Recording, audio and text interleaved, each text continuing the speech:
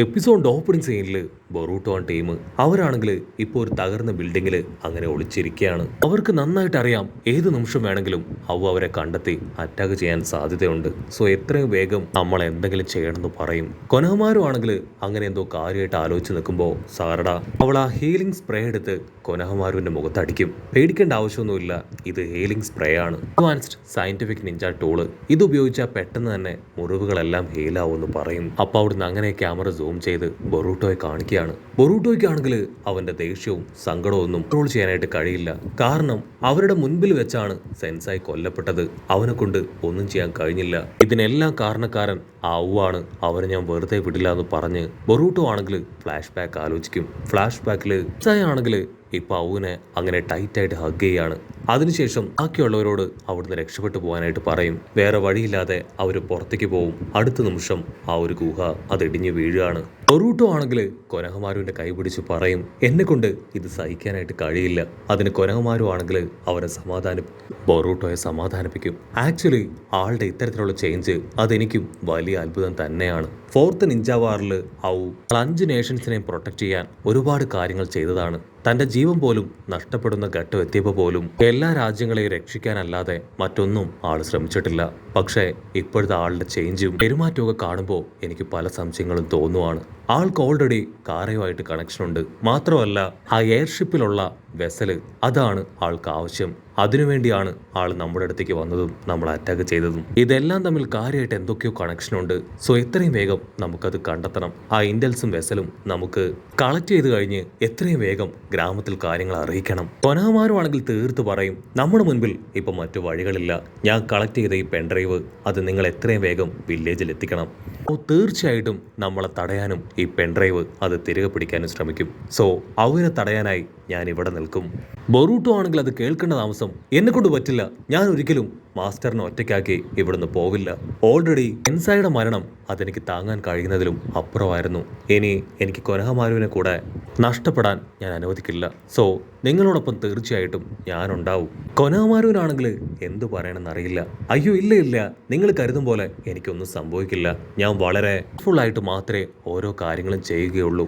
മാത്രമല്ല നമ്മൾ ആരെങ്കിലും ഗ്രാമത്തിലേക്ക് തിരികെ എത്തി അവരെ ഇൻഫർമേഷൻ അറിയിക്കണം. എങ്കിലും മാത്രമേ ഈ ഒരു പെൻഡ്രൈവ് സേഫായിട്ട് എത്തിക്കാനും റീഎൻഫോഴ്സ്മെന്റിന് ആളെ ഇവിടേക്ക് കൊണ്ടുവരാനും കഴിയൂ. അത് കേട്ട് ബാക്കിയുള്ള ഒരു ഫേസ് ടു ഫേസ് നോക്കും. സാറയുടെയും മെയ്റ്റ്സുകയും ബൊറൂട്ടോയും അവർ 3 പേരും അവിടുന്ന് പോകാൻ സമ്മതിക്കില്ല. ഉടനെ കട്ടാസ്കി ആണെങ്കിൽ അവരോട് പറയും, ഓക്കെ കുഴപ്പമില്ല, എൻ്റെ മനസ്സിൽ തോന്നുന്ന ഒരു കാര്യം ഞാൻ പറയാം. ഞാൻ സയന്റിഫിക് നിഞ്ച ടൂൾ പവർ ഉള്ള ഒരാളാണ്. ഇപ്പൊ ഞാൻ ഏറ്റുമുട്ടാൻ പോകുന്നതും അതേ സയന്റിഫിക് പവറുമായിട്ടാണ്. അതുകൊണ്ട് തന്നെ ഞാൻ ഇവിടെ നിൽക്കാം. നിങ്ങൾ എല്ലാവരും എത്രയും വേഗം ഈ ഒരു പെൻഡ്രൈവുമായി കടന്നു പോകണം. ഇത് കേട്ട് ഇപ്പൊ എല്ലാവരും ഒരു സെക്കൻഡ് ഞെട്ടും. നമ്മുടെ ആൾക്കാരെല്ലാവരും ഇപ്പൊ ഒറ്റ സ്വരത്തില് അത് പറ്റില്ല അത് പറയും. അതിന് ഡോക്ടർ ആണെങ്കിൽ തല താഴ്ത്തി, ആക്ച്വലി ഈ കുഴപ്പങ്ങൾക്കെല്ലാം കാരണക്കാരൻ ഞാനാണ്. ചുനിൻ എക്സാം നടക്കുന്ന സമയത്ത് ആരോ എന്നെ ഗെൻജിപ്സ് ഉപയോഗിച്ച് സയന്റിഫിക് നിഞ്ച ടൂൾസിന്റെ ടെക്നിക്സ് അത് മുഴുവൻ തന്നെ ചോർത്തിയെടുത്തു. സത്യത്തിൽ ഇപ്പോഴും അതാരാണ് ചെയ്തതെന്ന് എനിക്കറിയില്ല. എന്നെ ചതിച്ചത് അതാരാണെന്ന് ഇപ്പൊ എനിക്ക് മനസ്സിലായി. മറ്റാരുമല്ല, സാക്ഷാലാവും എന്റെ ടെക്നോളജിയാണ് അവരിപ്പോ ഉപയോഗിക്കുന്ന എല്ലാം തന്നെ. സോ ഇതിന് പരിഹാരം കാണേണ്ടതും ഞാൻ തന്നെയാണ്. ബൊറൂട്ടോയ്ക്കാണെങ്കിൽ അത് കേൾക്കുമ്പോൾ ഒരുപാട് കുറ്റബോധം തോന്നും. കാരണം ഈ ഒരു സത്യം അതവൻ തിരിച്ചറിഞ്ഞിരുന്നില്ല. ആക്ച്വലി കട്ടാസ്കി ആള് ഗെൻജിപ്സുവിൽ പെട്ടുപോയതുകൊണ്ടാണ് ബൊറൂട്ടോയോട് അപ്രകാരം പെരുമാറിയത്.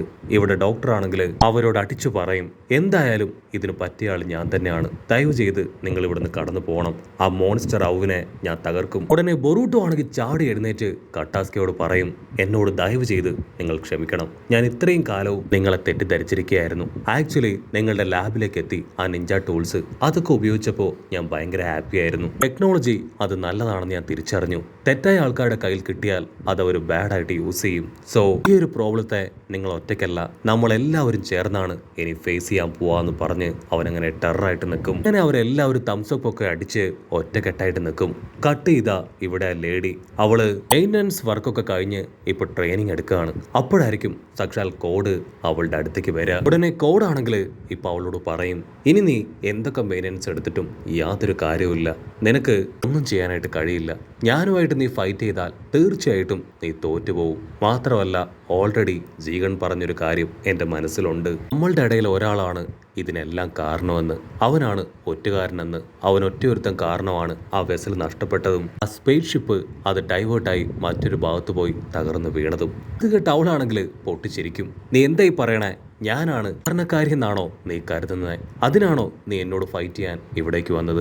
ഓക്കെ, കുഴപ്പമില്ല, നിനക്ക് ധൈര്യമായിട്ട് എന്നോട് ഫൈറ്റ് ചെയ്യാം. അതിനവൻ പറയും, നീയാണ് അതിന് കാരണക്കാരി എന്ന് ഞാൻ പറഞ്ഞില്ല, പക്ഷെ നമുക്കിടയിൽ ഒരു ഫൈറ്റ് അത് തീർച്ചയായിട്ടും ഉണ്ടാവും. അതിന് ഡെൽറ്റ ആണെങ്കിൽ അവനോട് പറയും, എനിക്കറിയാം ദ റിയൽ കൾപ്രിറ്റ് അത് നീ തന്നെയാണ്. നീയാണ് ഇതിനെല്ലാം പിന്നില്. ആ ഒരു വെസല് അത് സ്വന്തമാക്കണമെന്ന് ആഗ്രഹിക്കുന്ന ആള് നീയാണ്. നിന്നിലൂടെയാണ് ഇതെല്ലാം സംഭവിച്ചത്. നിന്റെ ഈ സൈലൻസ്, അതിൽ നിന്ന് തന്നെ എനിക്ക് കാര്യങ്ങളെല്ലാം വായിച്ചെടുക്കാന്ന് പറയും. അത് കേട്ട് കോഡിനാണെങ്കിൽ കൺട്രോൾ പോവും. നിർത്തടി നീ, സ്റ്റോപ്പ് ദ ഫക്ക്. നിനക്കത്ര ധൈര്യം ഉണ്ടെങ്കിൽ എന്നോട് ഇങ്ങനെ സംസാരിക്കുമെന്ന് ചോദിച്ച് അവനാണെങ്കിൽ അവളുമായിട്ട് ഫൈറ്റ് ചെയ്യാൻ തയ്യാറായി കഴിഞ്ഞു. ഇവരുടെ തർക്കമൊക്കെ കേട്ട് ഡോക്ടർ ആമഡോ ആളിപ്പോ അവിടേക്ക് കടന്നു വരും. ഓ നോ, നിങ്ങൾ ഇപ്പോഴും തർക്കിച്ചുകൊണ്ടിരിക്കുകയാണോ? ഇവൻ പറഞ്ഞത് ശരിയാണ്. നമുക്കിടയിൽ ഏതോ ഒരു കള്ളനുണ്ട്. അവനാണ് ഇതിനെല്ലാം പിന്നിൽ. അതിനെക്കുറിച്ച് ഓർത്ത് നിങ്ങൾ തലമുണ്ടാക്കേണ്ട ആവശ്യമില്ല. അത് കണ്ടെത്തേണ്ടത് തികച്ചും എൻ്റെ റെസ്പോൺസിബിലിറ്റി മാത്രമാണ്. സോ ഞാനായിരിക്കും അത് കണ്ടെത്തുക. നിങ്ങൾ രണ്ടുപേരും അതിനെ ചൊല്ലി വഴക്കിടാൻ പാടില്ല. ജീകന്റെ ടീമായ നമ്മളെല്ലാവരും ഒത്തുനിന്നാൽ മാത്രമേ അതാരാണെന്ന് കണ്ടെത്താനായിട്ട് കഴിയൂ. ആക്ച്വലി നിങ്ങൾ രണ്ടുപേരും നല്ല ആൾക്കാരാണ്. നിങ്ങൾക്ക് മെയിൻ്റനൻസ് ഞാൻ തന്നതുപോലും അതിനുവേണ്ടിയാണ്.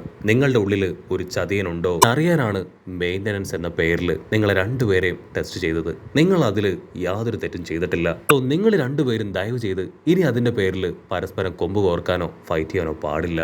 അതിന് ആമടൊപ്പണ്ണാണെങ്കിൽ തീർത്തു പറയും, തീർച്ചയായിട്ടും ഞാനിതിൽ ഇടപെടും. എനിക്ക് പലരെയും സംശയമുണ്ട് ഡോക്ടർ ആമഡോ. ഡോക്ടർ, നിങ്ങളെപ്പോലും എനിക്ക് സംശയമുണ്ടെന്ന് പറയും. അത് കേട്ട് ഡോക്ടർ ചിരിക്കും.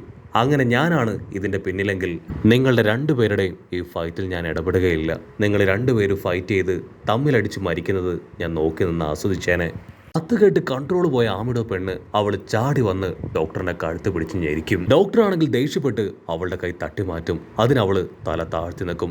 ഡോക്ടർ പറയും, ഇപ്പോഴും ഞാൻ പറയുന്നു, നിങ്ങൾ ആവശ്യമില്ലാത്ത പ്രശ്നങ്ങൾ ഉണ്ടാക്കാൻ പാടില്ല. കോജി അടക്കം ഇനിയും കുറച്ചു പേരെ കൂടെ എനിക്ക് ചെക്ക് ചെയ്യാനുണ്ട്. തീർച്ചയായിട്ടും അവരിൽ ആരെങ്കിലും ഒരാൾ തന്നെയായിരിക്കും ഇതിന്റെ എല്ലാം പിന്നിൽ എന്ന് പറയും. കട്ട് ചെയ്താ ഇവിടെ ആവും. അവനാണെങ്കിൽ ആ ആംഡ് ഹാൻഡ് അതുമായി നമ്മുടെ ആൾക്കാരെ അന്വേഷിച്ച് ആ കാട്ടിലൂടെ നടക്കുകയാണ്. നിമിഷം സാക്ഷാൽ കോജി അവന്റെ അടുത്തേക്ക് വരും. അവനാണെങ്കിൽ ഭയങ്കര അത്ഭുതം. ഓ മിസ്റ്റർ കോജി, നിങ്ങൾ എന്നെ കാണാൻ ഇവിടേക്ക് വന്നോ? എന്റെ ലക്ഷ്യം ആ ലീഫ് വില്ലേജിലെ ഷിനോബികളാണ്. അവരെ എത്രയും വേഗം എനിക്ക് നശിപ്പിക്കണം. ഞാൻ കാറയുടെ പുറത്തുള്ള ഒരാളാണ്. സോ കാറയ്ക്ക് വേണ്ടി എനിക്കിത് ചെയ്തേ പറ്റൂ. അതിനവൻ പറയും, ഓക്കെ, എന്നെ മാത്രമാണ് ഞാൻ നമ്മുടെ ടീമിൽ ഏറ്റവും കൂടുതൽ വിശ്വസിക്കുന്നത്. എൻ്റെ ഉള്ളിലെ ആ ഷിനോബി ഫീല് അത് മുഴുവനായിട്ട് നഷ്ടപ്പെട്ടോ ഇല്ലയോ എന്ന് എനിക്ക് ടെസ്റ്റ് ചെയ്യണം. സോ ഈ ഒരു ടാസ്ക് അത് പൂർണ്ണമായിട്ടും ഞാൻ നിനക്ക് മാത്രമായി വിട്ടുതരാണെന്ന് പറഞ്ഞ് കോജി അവിടെ നടന്നു പോവും. അതിനാവും അവൻ മനസ്സിൽ ചിന്തിക്കും, എൻ്റെ മനസ്സിൽ പഴയ ഷിനോബി ഇല്ല. അതുകൊണ്ട് തന്നെ തീർച്ചയായിട്ടും അവരെ എല്ലാവരെയും ഞാൻ ഇല്ലാതാക്കും. അവിടെ അങ്ങനെ സീൻ കട്ട് ചെയ്ത് ബൊറൂട്ടോ ആ ടീമിനെ കാണിക്കും. അവരാണെങ്കിൽ കാര്യമായിട്ട് ആ ആവുയെ തകർക്കാനുള്ള ചില പ്ലാനൊക്കെ ക്രിയേറ്റ് ചെയ്യുകയാണ്. ബൊറൂട്ടോ ആണെങ്കിൽ ടെററായിട്ട് സയന്റിഫിക് ആവും. അതവൻ്റെ കയ്യിലിടും. മറ്റേ കയ്യിൽ അവൻ്റെ ആ സയന്റിഫിക് സ്ക്വാഡ് അതും കയ്യിലെടുക്കുകയാണ്. ബൊറൂട്ടോ ആണെങ്കിൽ ആ സ്ക്വാഡ് അത് അവേക്കൻ ചെയ്യേണ്ട താമസം അൺകൺട്രോൾഡായി അവന്റെ ചക്ര പവർ അത് അബ്സോർബ് ചെയ്തെടുത്ത് ബൊറൂട്ടോ തെറിച്ചു വീഴും. കട്ടാസ്കി ആണെങ്കിൽ ഓടി വന്ന് അവനെ ചേർത്ത് പിടിക്കും. ഒരു കാരണവശാലും നീ അൺലിമിറ്റഡ് ആയിട്ട് ഇത് യൂസ് ചെയ്യരുത്. ആദ്യം പതിയെ ട്രെയിൻ ചെയ്ത് നീ ഇത് ഉപയോഗിക്കാൻ പഠിക്കണം. അത് കേട്ട് ബൊറൂട്ടോ അവനങ്ങനെ ആ ഒരു സ്ക്വാഡിലേക്ക് തന്നെ നോക്കി നിൽക്കുന്നതോട് കൂടെ ഈ ഒരു എപ്പിസോഡ് അവസാനിക്കുന്നു. എപ്പിസോഡ് ഇഷ്ടപ്പെടുകയാണെങ്കിൽ തീർച്ചയായിട്ടും ലൈക്ക് ചെയ്യാനും കമൻറ്റ് ചെയ്യാനും ഷെയർ ചെയ്യാനും മറക്കല്ലേ. അടുത്തൊരു അടിപൊളി എപ്പിസോഡുമായിട്ട് കാണുന്നവരെ it's me with Mallu episode.